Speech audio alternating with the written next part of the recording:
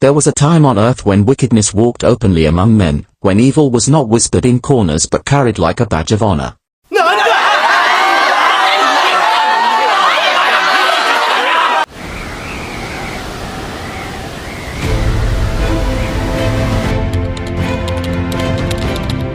In those days, the world was filled with villages and cities where people lived like they had forgotten the one who created them. The hearts of men had become like cracked clay pots, empty, hardened, and dry. Every morning, the sun rose upon a world that no longer respected truth.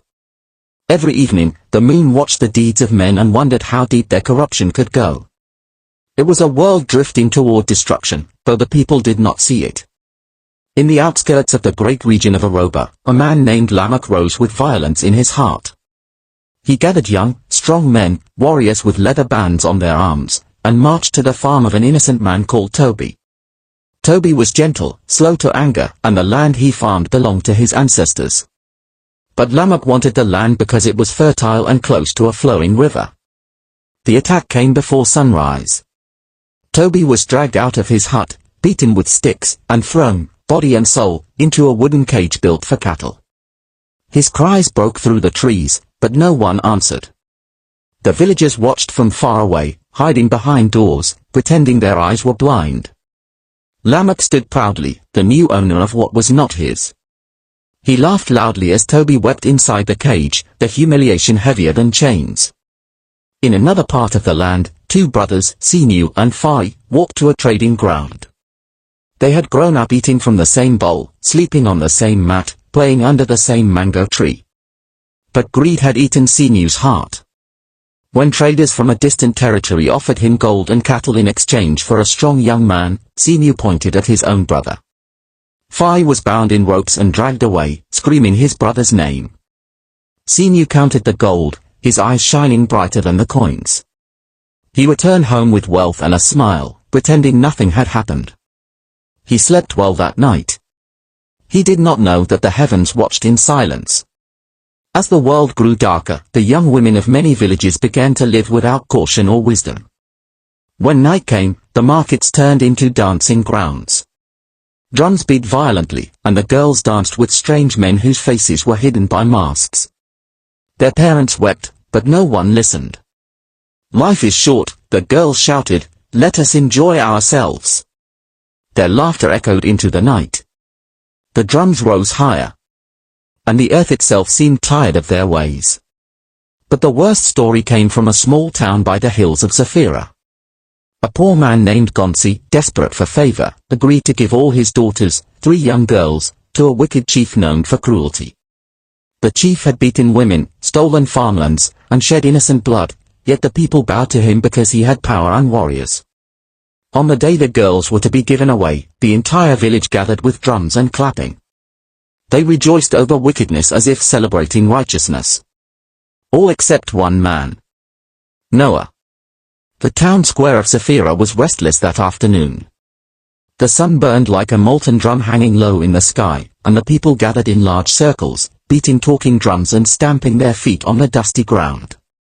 They were rejoicing over Gonsi's decision, the giving away of his 3 daughters to the wicked chief, Erekba. Girls of tender age stood trembling beside their father, their eyes swollen from crying through the night. They wore long wrappers of faded cloth, and the eldest, barely 16, wrapped her arms around her younger sisters protectively as the drums thundered louder. Chief Erekba arrived, carried on a wooden throne by 4 muscular men.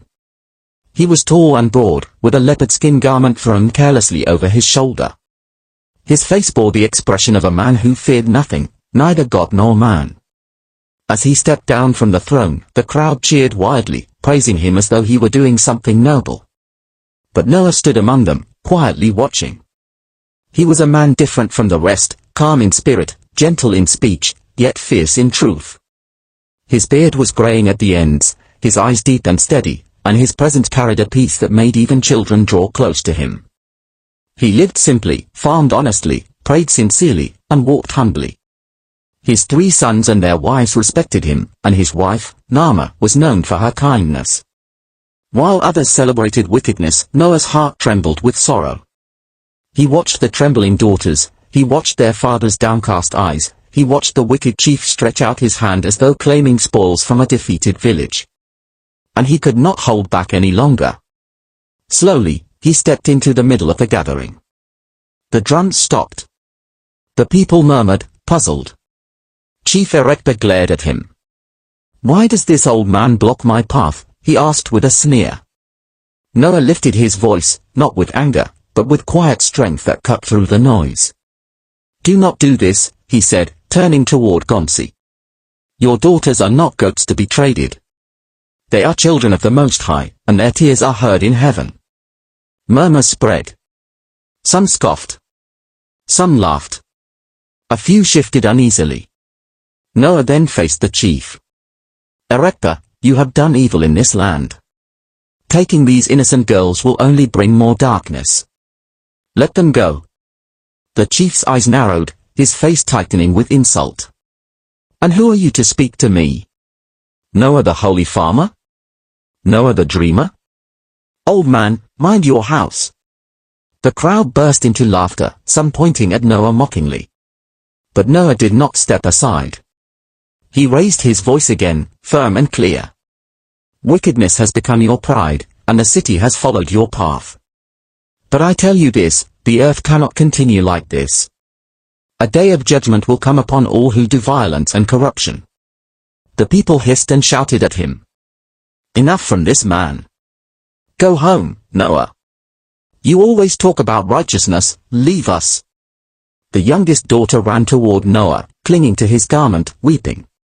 But Erector grabbed her by the arm and pulled her back with force. The people cheered again. And in that moment, Noah saw the full decay of his generation. He saw how human hearts had become stone, how evil had become a spectacle of entertainment, and how goodness was ridiculed like a fool's hobby.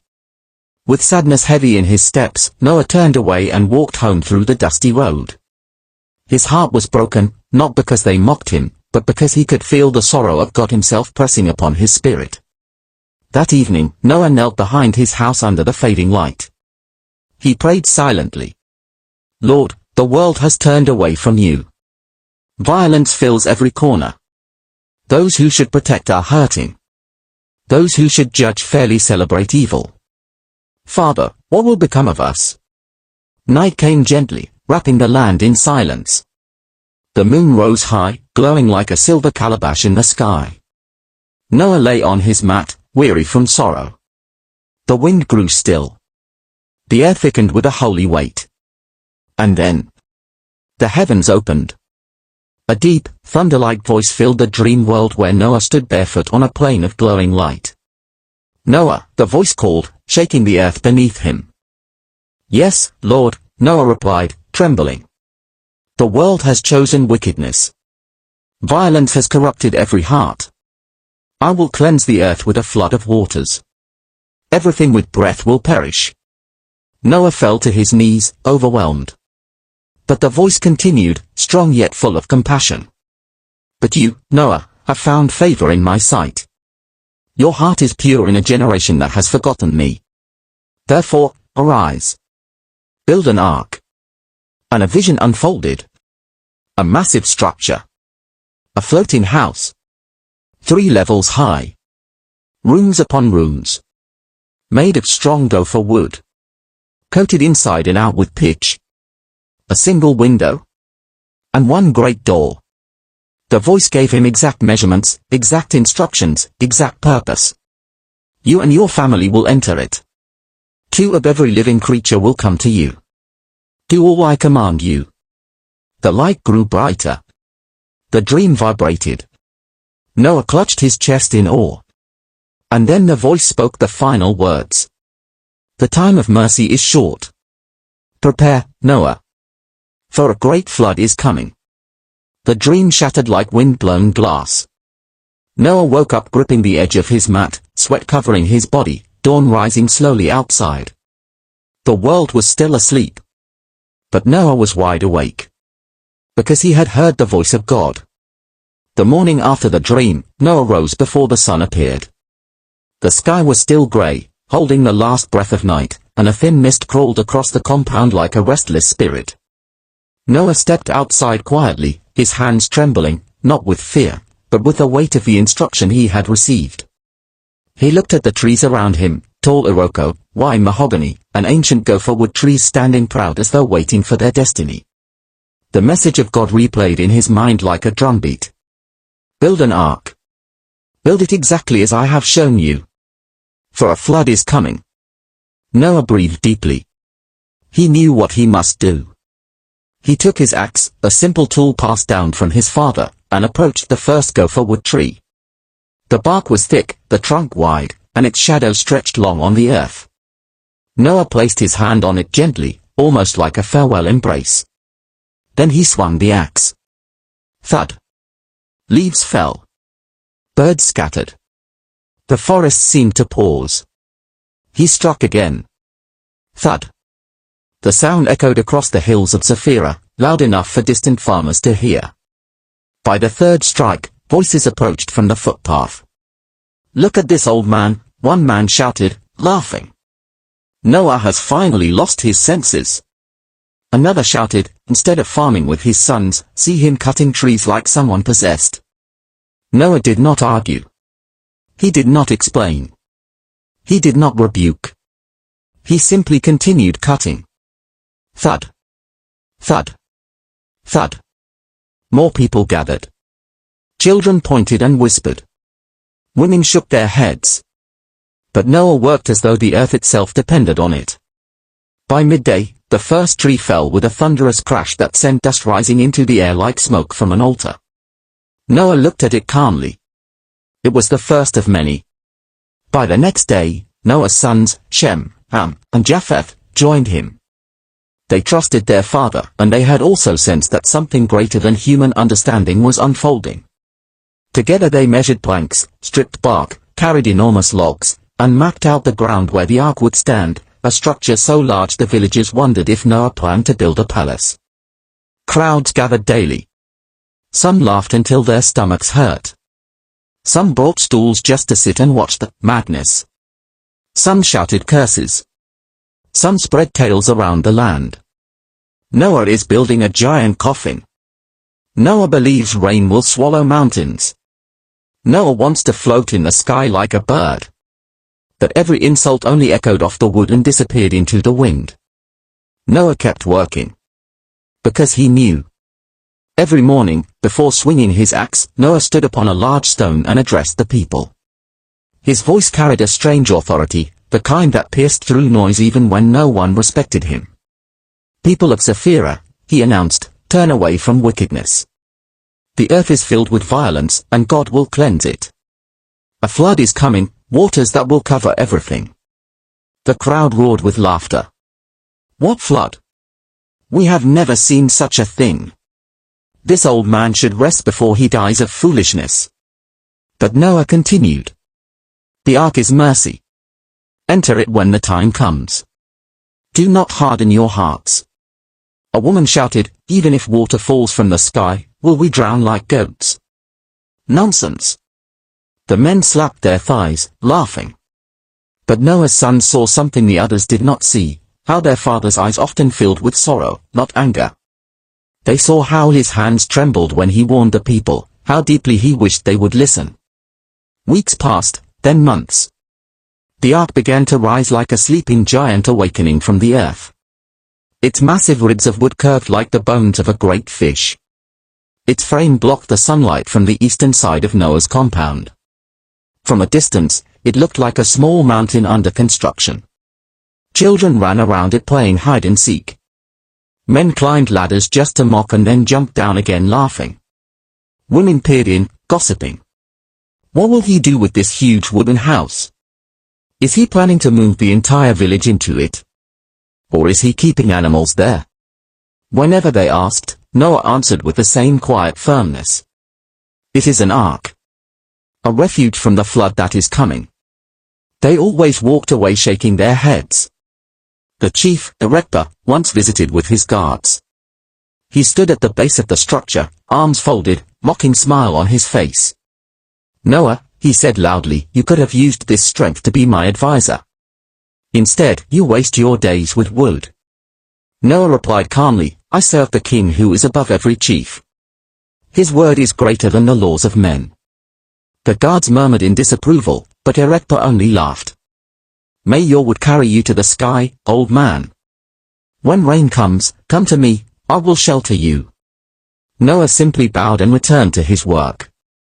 That night, as Noah washed his hands by the lantern light, his wife Naamah sat beside him. You look weary, my husband, she said gently. Noah smiled faintly. My heart aches for them, Naamah. If only they knew what is coming. She placed her hand over his. You have warned them. You have spoken truth. A man cannot force another to fear God. Do what the Lord has commanded. Leave their hearts to him. Noah nodded, comforted. One evening, as the ark's first level neared completion, a strange thing happened. A cold wind blew across the land, cold enough to make even strong men shiver. Clouds gathered in a circle above Noah's compound, though no rain fell. It was as though the sky itself leaned in to watch. People rushed from nearby villages, pointing upward in confusion. Noah's madness is affecting the weather. See the strange clouds over his ark. It is a bad omen. But Noah looked upward with reverence. For he remembered. The time of mercy is short. Prepare, Noah. And he worked even harder. The ark stood like a great wooden mountain, towering above Noah's compound and stretching far beyond the length of any building the people of Sephirah had ever seen. Its walls were thick, its beams massive, and its 3 levels rose proudly toward the sky like a testimony carved from obedience. Noah and his sons spent many days coating it inside and outside with thick dark pitch. The smell of the resin filled the air, spreading through the village and reminding everyone that this work was unlike anything the world had known. Still, the people mocked.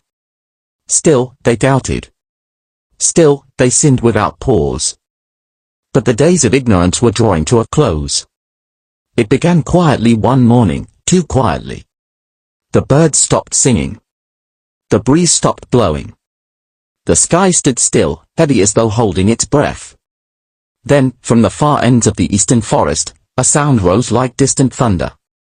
At first, the villagers ignored it, thinking it was storms gathering over the hills. But the sound grew deeper, heavier, more rhythmic. Then the ground began to gently tremble. Women carrying firewood paused mid-step. Children stopped playing. Goats lifted their heads and stared into the distance. The earth beneath their feet shivered again, this time softly but unmistakably. People rushed out of their huts. What is that sound? Is it war? Are the tribes marching? The noise grew, and with it, a strange spectacle emerged through the haze of the forest. Animals? Pairs of them. Walking calmly. Side by side. Not running. Not chasing one another. Not fighting. Just walking. At first, a herd of antelopes crossed the riverbank, their steps light and graceful. Behind them came zebras, striped like woven African cloth. Then came buffaloes, strong and fierce-looking, yet walking with unusual gentleness. People watched with wide eyes. What kind of gathering is this? This is not normal. This is sorcery. But the animals continued in perfect pairs. 2 elephants, massive and slow, shaking the earth with each step. 2 lions, walking peacefully like tame house cats. 2 leopards, tails swaying gracefully. 2 crocodiles sliding from the river mud. 2 rhinos thundering forward, horns pointing toward the sky. 2 eagles circling overhead as if guiding the others. Birds filled the air in thick colorful waves, parrots, owls, hawks, sparrows, each 2 by 2. The sight was terrifying yet majestic. Villagers scattered left and right, climbing onto trees, rooftops, and fences. Children hid behind their mothers. Men picked up spears, though none dared attack, because something about the animals felt sacred, untouchable. The animals did not look left or right. They did not chase humans. They did not roar or bark. They simply marched, straight toward Noah's ark. Noah stood at the entrance of the ark, tears gathering in his eyes, not from fear, but from awe. His sons stood behind him, breathless. Even Naamah held her chest, overwhelmed. Shem whispered, "Father, it is happening exactly as the Lord said." Noah nodded. "Yes, my son. The Most High is gathering his creatures. The time is near." As the first animals approached Noah's compound, the villagers ran in every direction. "Run for your lives. The beasts will kill us. Noah has bewitched them. This is a curse." But when the animals reached the edge of the ark, they slowed down, turned calmly, and entered through the large doorway, one pair after another. Inside the ark, their footsteps echoed like a steady drum of destiny. People watched from behind trees and fences, trembling with confusion. An old woman gasped. "Since the day I was born, I have never seen lions and goats walk together without fighting. What kind of power is this?" A young man whispered, maybe Noah was telling the truth." But his friends rebuked him quickly. "Shut your mouth. Don't say nonsense." Still, fear stuck to their skins like cold mist. When the last pair of animals for the day entered, Noah stepped onto the platform beside the ark. His voice rose above the murmuring crowd, above the nervous bleating of sheep, above the shuffling of hooves. "Hear me, people of Sephirah. The Lord has spoken, and his signs are clear. Turn away from wickedness. Repent and come into the ark. There is room for any who choose life." The crowd shifted uneasily. But then a man shouted from the back, trying to appear brave. "We are not entering your wooden prison." Laughter erupted, though it was uneasy laughter, forced, shaky. Another man yelled, "When these animals finish eating each other, we will see who is foolish." But even as they mocked, their eyes were fixed on the ark in fear. The next day, the trembling of the earth returned, stronger than before. More animals came.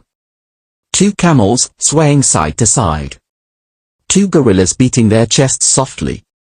2 hyenas. 2 tortoises. 2 wild dogs. 2 rams with curved horns. 2 tall giraffes moving gracefully like spirits. The villagers could no longer pretend. They blocked their ears, covered their faces, and whispered. "This cannot be a coincidence. This is judgment. Something terrible is coming." And still Noah preached. "The Lord has stretched out his hand of mercy.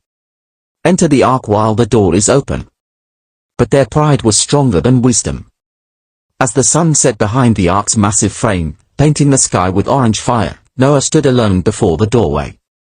The animals were settling inside. His family was preparing the final food stores. The world was quiet. Too quiet. Noah looked over the village, over the distant hills, over the fields where people continued their sinful business even after witnessing the impossible. He closed his eyes and whispered, "Lord, they have seen everything, yet they will not turn." The wind blew gently across his face, like a final warning to the earth. Noah opened his eyes. The season of mercy was almost over. The sun rose that morning like a tired old man dragging his feet across the sky. The village of Orod slipped into its usual rhythm of noise and movement. Women swept the sandy compounds. Men argued over palm wine. Children chased one another around the tall Iroko trees.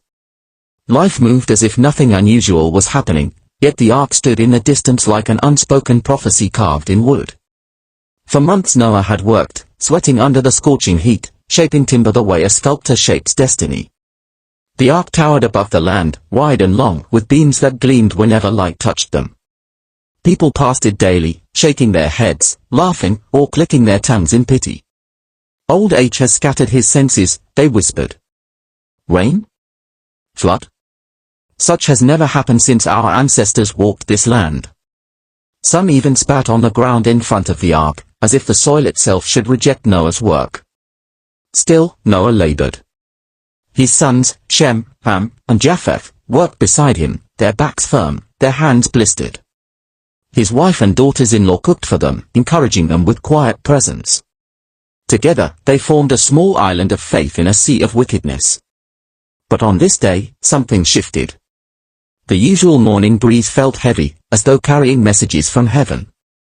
Birds that normally filled the branches with noisy chatter sat silently. The goats bleated restlessly in their pens. Even the sky seemed to hold its breath. Noah stepped out of his hut, wiping sweat from his brow. His spirit stirred. He felt it again, that gentle yet mighty weight that once filled his dream. The voice of God that had once thundered through his sleep now whispered softly through his bones. It is time. Noah straightened. His heart beat slow and steady. He walked toward the ark, each step sinking into the earth like a drumbeat leading toward destiny. As he approached, a strange sight unfolded. Animals, pairs of them, emerged from the forests and fields as though drawn by an invisible hand. Antelopes trotted calmly side by side with lions that did not roar. Birds fluttered in organized lines. Elephants moved with slow, deliberate grace. Creatures that normally hunted one another walked together peacefully, united by a command older than creation itself. People gathered, stunned. What is this? Witchcraft. Noah must be using charms to control them. He wants to bring madness into this land. But the animals kept moving with a holy calmness, ignoring the insults thrown at Noah. Noah lifted his voice, weary but bold. People of Arad, listen. The time is short. The Lord who made the heavens and the earth has given a warning. Repent, leave your wickedness, and enter the ark. Do not perish with the world. Voices rose angrily against him. Who is this God you speak of? You want us to abandon our pleasure. Old man, keep your madness. We will not enter your wooden cage. A group of men pushed forward, the same men who once sold their daughters to wicked suitors, the same who cheered when an innocent man was chained like livestock. Their hearts were iron, their eyes were smoke. They shouted, Noah, enough. We will not listen to you. But just then the ground trembled softly, like a heartbeat beneath the soil. A wind passed through the crowd, soft but cold. Children cried and clung to their mothers. Even the boldest men stepped back. Noah looked at the sky. Clouds gathered from nowhere, swallowing the sunshine like a cloth thrown over a lamp. The air shifted. The animals entered the ark, 2 by 2, like soldiers obeying an eternal command. Birds perched inside the upper loft. The rumble of elephants echoed through the wooden chambers. The ark felt alive. Noah's wife touched his shoulder. It is time. Noah nodded. His sons led the last of the animals inside. His family entered after them. Noah paused at the entrance, looking back at the people he had lived among all his life. Tears filled his eyes. Please, he whispered, though his voice trembled with the weight of generations. This is your last chance. The people turned away. Some laughed. Some shook their heads. Some went back to their drinking, fighting, and wicked pleasures. Noah stepped inside the ark. Then something no human hand could have done shook the world. The door, wide, heavy, impossible for a single man to move, began to slide shut, pushed by an unseen force. The wood creaked. The hinges groaned. Dust rose from the ground. The villagers screamed and ran, some in fear, some in confusion. Noah! Stop it! Noah, open it! Why is the door moving on its own? But the door continued, slow and unstoppable, closing the divide between salvation and destruction. With a final thundering thud, the door sealed shut. The ark was locked. And outside, the first drop of rain fell. The first raindrop hit the earth with a soft pat, almost gentle, almost innocent, so small that some people wiped it away without thought. Then came another. And another. Soon the drops multiplied like soldiers marching in formation, steady and unhurried. People lifted their faces to the sky, puzzled. Rain? At this time of the year. It will stop soon. Nothing unusual. Noah only deceived himself. But deep beneath the soil, something ancient stirred. The sky darkened to a bruised purple. Thunder rumbled like a giant waking from centuries of sleep. Then the rain changed. What had begun as scattered drops became a downpour. Heavy sheets of water pummeled the earth as if heaven had opened its mouth to speak judgment. The wind howled through the trees, bending tall trunks like weak reeds. The soil beneath people's feet softened. Water rose in the gutters, rushing like small rivers. Children screamed. Women ran for cover. Men shouted to one another as the storm hit with violent force. Within minutes, the well-trodden paths became muddy streams. Roofs began to leak. The air was filled with the roar of water and the panicked cries of the people. In the ark, Noah and his family felt the tremor as rain assaulted the wooden walls. The sound was like stones thrown against metal. But inside, the air remained calm. Lamps glowed softly. Animals shifted and snorted but did not panic. The presence of God, thick and reassuring, wrapped itself around the ark like an invisible blanket. Ham pressed his ear to the wall. "Father, the storm is strong." Noah placed a hand on his shoulder. "The Lord said the waters will rise. He keeps his word." Outside, fear began to grow. People rushed to their houses. Some climbed onto rooftops. Some grabbed their children and ran toward higher ground. Many stood staring at the ark through the rain, remembering Noah's warnings. "He said it. He told us." The old man spoke the truth. The rain intensified, hitting the earth with the force of fists. Lightning tore the sky into white fragments. Thunder cracked loudly enough to shake the bones of the mountains. And then, something terrifying happened. Water burst from the ground. Fountains, like hidden rivers long trapped beneath the earth, exploded upward. Wells erupted like volcanic springs. The soil split open, ejecting water with violence. People fell back, screaming. The ground was no longer safe. The sky was no longer merciful. Creation itself had turned against them. Families ran toward the ark, slipping, falling, shouting. "Noah! Open for us! Please open the door! Noah, we believe now, please!" They beat the sealed door. Their fists thudded against the wood. Some clawed at it with their nails until blood mixed with the rain. Mothers cried for their children. Men begged. Young people wailed. Inside, Noah heard them. And he wept. His tears fell silently onto the wooden floor, mixing with the faint scent of pitch and timber. His wife held his arm. His sons lowered their heads. The sound of desperate cries pressed against their hearts like stones. But the door remained shut, not by Noah, but by the unseen hand that sealed it. No human strength could open it. The water rose quickly. Foot by foot. Inch by inch. Steady and unstoppable. The valleys filled first. Low houses disappeared beneath the rushing flood. Trees shook violently before the waters swallowed their roots. Animals outside, those who had mocked and wandered, ran helter-skelter, bleating and roaring, but the waters showed no mercy. People climbed onto rooftops and hills. They held their children high. They shouted prayers they had never prayed before. But the heavens were deaf to anything spoken too late. The ark lifted from the earth, groaning softly as the waves carried it. Its massive frame floated like a giant wooden mountain, steady amidst chaos. For the first time in history, the world drowned. The highest hills became small islands. The tallest trees became lonely towers. And the screams of humanity grew faint, then faint again, then silent.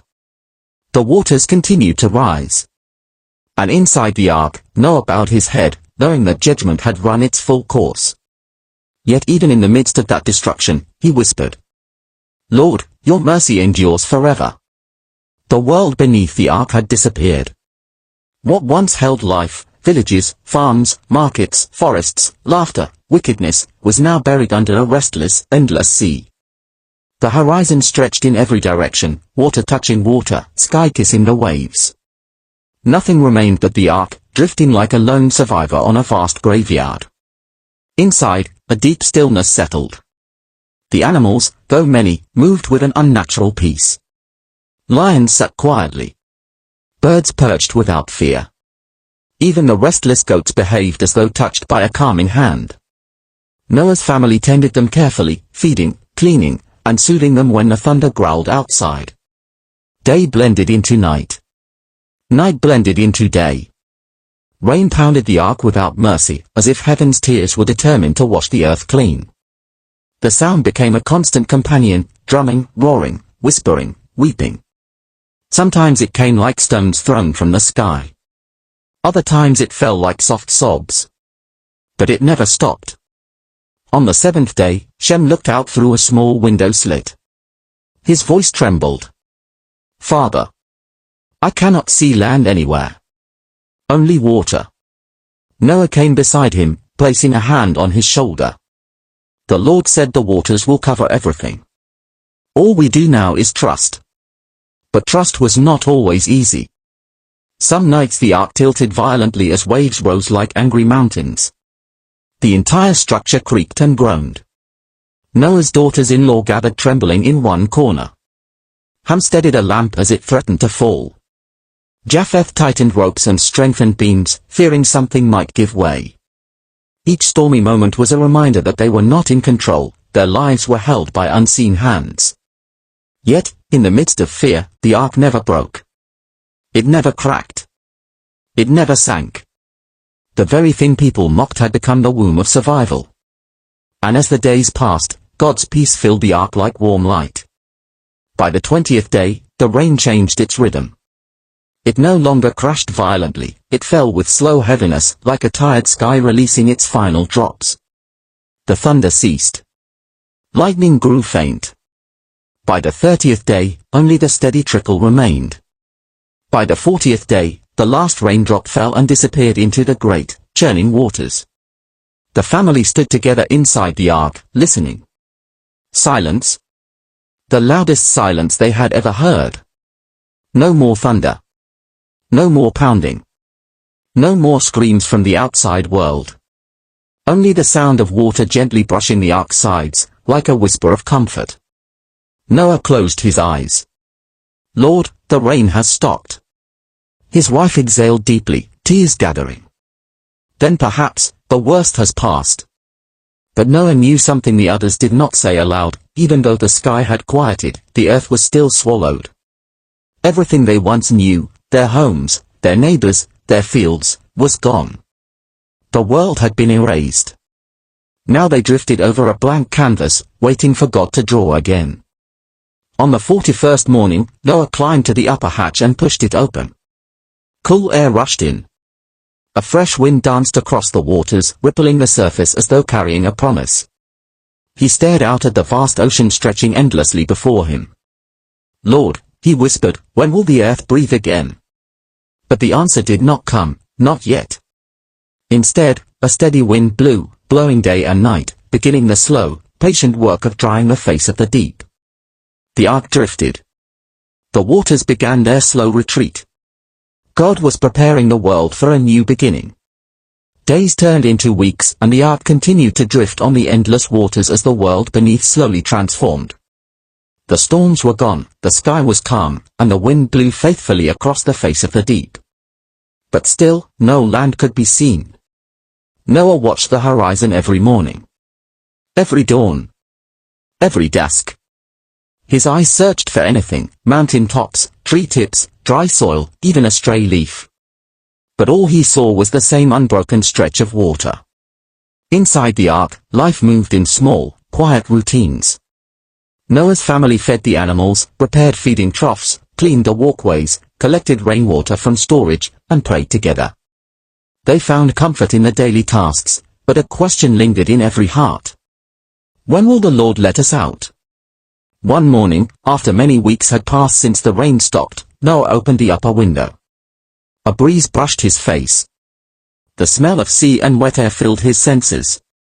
Then he noticed something. The waters had lowered a little more, enough for the ark to shift less violently. His heart stirred with hope. "It is time to send a messenger," he said. He reached for the raven, a black, strong bird with sharp eyes and restless wings. Noah held it gently, murmuring a prayer.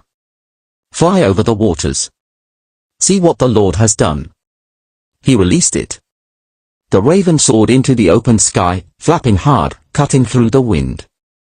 Noah watched it until it became a distant speck. But the bird never returned to rest inside the ark. It flew back and forth, circling, landing on floating debris, feeding on what remained from the destroyed earth. Days passed. Noah waited, but the raven brought no news. "We need another sign," his wife said softly. Noah nodded. On the next morning, he took the dove, a gentle, soft-feathered bird with calm eyes. It nestled against his hands as if sensing the importance of its mission. "Go," Noah whispered. "Find a place for your feet. Show us what the Lord is doing." He released the dove. The entire family gathered around the hatch, watching it fly away. Its white wings beat against the sky, disappearing into the bright morning light. Hours passed. The wind blew. The ark creaked. The sea shimmered. But the dove returned with nothing. It fluttered back inside the ark, weary, unable to find rest anywhere. Noah's heart tightened. Still too much water. Another 7 days passed, long, quiet, hopeful days. Then Noah sent the dove again. This time the entire ark seemed to hold its breath. The hours crawled by. Afternoon melted into evening. Shadows stretched long across the water. Then, footsteps rushed. "Father!" Shem shouted. Noah turned. His heart raced. The dove had returned. And in its beak, a small green olive leaf, fresh and alive. The entire ark erupted in joy. Noah's wife covered her mouth, tears spilling down her cheeks. Japheth lifted his hands in praise. Ham knelt, overwhelmed. Noah held the dove gently and looked at the leaf. "Life," he whispered. "The earth lives again." The waters were retreating. Trees had begun to emerge. Somewhere beneath the waves, soil had breathed for the first time in months. 7 more days passed, filled with a quiet, strengthening hope. Noah released the dove once more. It flew into the bright sky. And did not return. The meaning was clear. The world was becoming home again. Land was near. Dryness was near. A new beginning was near. The ark drifted onward, carried by God himself, toward the waiting mountains. The ark drifted for many days after the dove failed to return. The waters continued to sink, pulled back into the deep places of the earth, guided by the wind God sent to cleanse and renew the land. The sky grew brighter, the air fresher, and the world, though still drowned, felt like it was breathing again. Then one early morning, as the sun spread soft gold across the waters, the ark shuddered. Not violently. Not dangerously. But with a heavy, final sigh, as though it had reached a destination set by divine hands. Japheth felt it first. "Father, something is different." Noah climbed to the upper hatch and looked out. In the distance, tall mountain peaks pierced the waters like ancient spears. And beneath the ark, he could hear the muted groan of wood settling on rock. "It has rested," Noah whispered. "The Lord has brought us to the mountains of Ararat." The family rejoiced quietly. They did not rush. They did not force their way out. Noah waited, just as he had always done, for the voice of the one who guided their steps. Days passed. Waters continued to run off the mountain slopes. Valleys reappeared. Hills rose like sleeping giants uncovering themselves. Rivers carved new paths. The earth was being reborn. Finally, after many months, God spoke again, soft and steady like the breath of a promise fulfilled. "Noah, go out of the ark, you and your family. Bring out the creatures with you, that they may fill the earth again." Noah closed his eyes, tears of relief sliding down his face. "Yes, Lord." He called his family. "It is time." The heavy door that God had once shut began to move under Noah's hands, not by force, but by permission. Light burst through the widening gap, warm and pure. Fresh air flooded the interior. Animals stirred with excitement. Birds fluttered their wings. The door swung open fully. And the world outside shimmered with newness. Green shoots pushed through the moist soil. Fresh rivers wound through the valleys.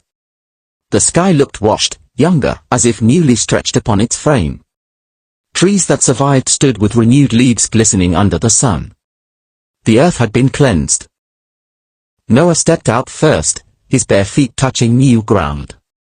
His family followed. Animals rushed into the open world, some galloping, some hopping, some soaring. Life began again.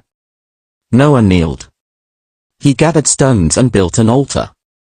There, on the fresh earth of a reborn world, he offered a sacrifice of thanksgiving. Lord, he prayed, voice trembling, you judged, yet you also saved. You destroyed, yet you also gave us a new beginning.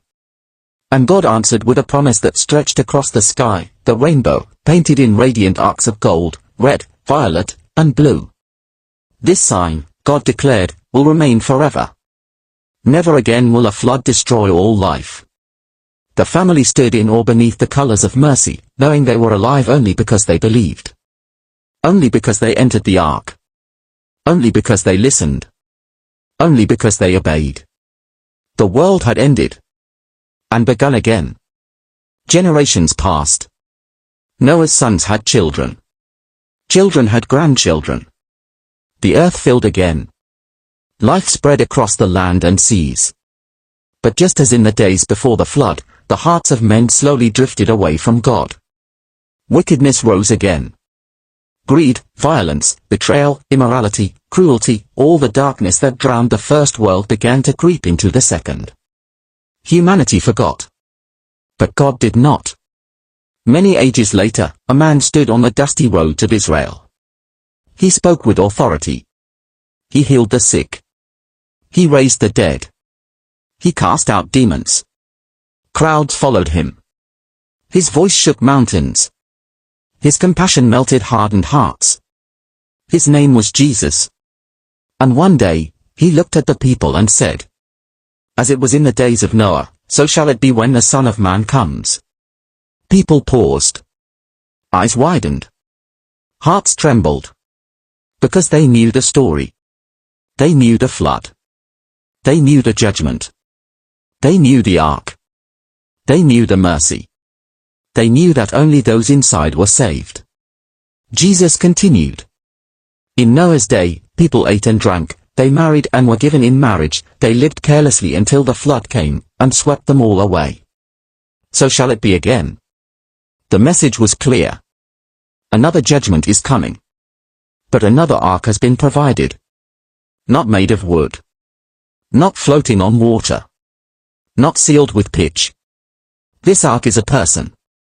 This ark is the Savior. This ark is Jesus Christ. Just as Noah stood in his generation, calling people to safety while they laughed and mocked. Jesus stands today, calling humanity to repentance while many shrug and walk away. But the door of the ark is still open. The invitation is still extended. The mercy is still flowing. One day, the door will close, just as the first ark's door closed by the hand of God. The rains will come, not of water, but of judgment. And on that day, only those inside Christ will stand. Only those who received him. Only those who turned from their wickedness. Only those who entered the ark of salvation, his death, his resurrection, his grace. Today, he calls. Come into the ark. Come into safety. Come into life. Come before it is too late. Just as in the days of Noah, the world is noisy, wicked, distracted, and blind to danger. But the door is still open. And salvation still waits.